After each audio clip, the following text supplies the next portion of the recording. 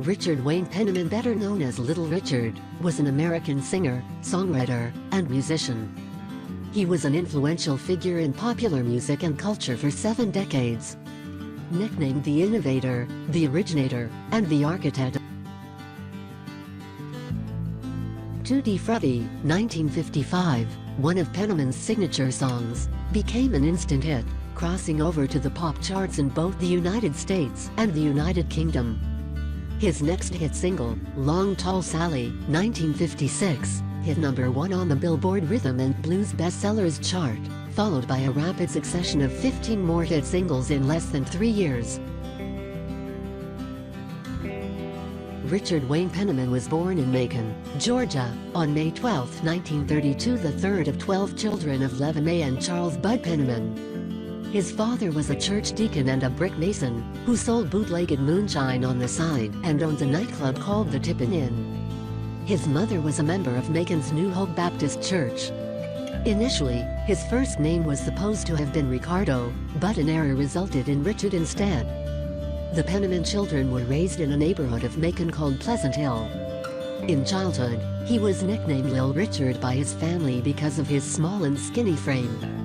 A mischievous child who played pranks on neighbors, Penniman began singing in church at a young age. Possibly as a result of complications at birth, he had a slight deformity that left one of his legs shorter than the other. This produced an unusual gait, and he was mocked for his allegedly effeminate appearance. Tutti Frutti became an instant hit, reaching #2 on Billboard magazine's Rhythm and Blues Bestsellers chart and crossing over to the pop charts in both the United States and overseas in the United Kingdom. It reached #21 on the Billboard Top 100 in America and #29 on the British Singles Chart, eventually selling 1 million copies. Penniman's next hit single, Long Tall Sally, 1956, hit #1 on the RAND chart and #13 on the Top 100 while reaching the Top 10 in Britain. Like Tutti Frutti, it sold over 1 million copies. Following his success, Penniman built up his backup band The Upsetters with the addition of saxophonist Clifford Gene Burks and leader Grady Gaines, bassist Olsey Basie Robinson, and guitarist Nathaniel Buster Douglas. Penniman began performing on package tours across the United States. Art Group described the differences between Penniman and a similar hitmaker of the early rock and roll period by stating that, while the similarities between Little Richard and Fats Domino for recording purposes were close, Penniman would sometimes stand up at the piano while he was recording, and that on stage where Domino was plodding, very slow, Penniman was very dynamic, completely uninhibited, unpredictable, wild. So the band took on the ambience of the vocalist.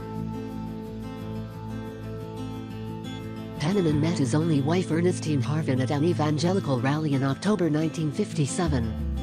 They began dating that year and wed on July 12, 1959 in California. According to Harvin, she and Penniman initially enjoyed a happy marriage with normal sexual relations. When the marriage ended in divorce in 1964, Harvin said it was due to her husband's celebrity status, which had made life difficult for her.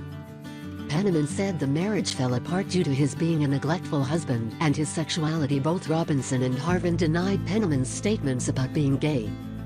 Penniman believed they did not know it because he was such a pumper in those days. During the marriage, Penniman and Harvin adopted a 1-year-old boy, Danny Jones, from a lay church associate.